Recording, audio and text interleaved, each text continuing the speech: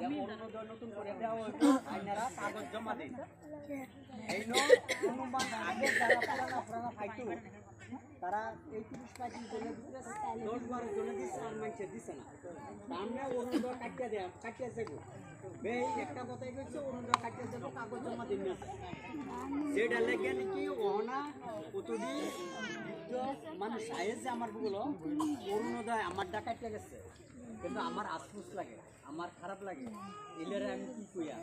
file দেয়া না বুঝায়া না হাসা কথা কইয়া কোনটাই আমি পারি না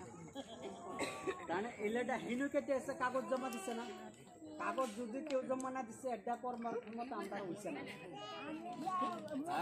ঠিক আছে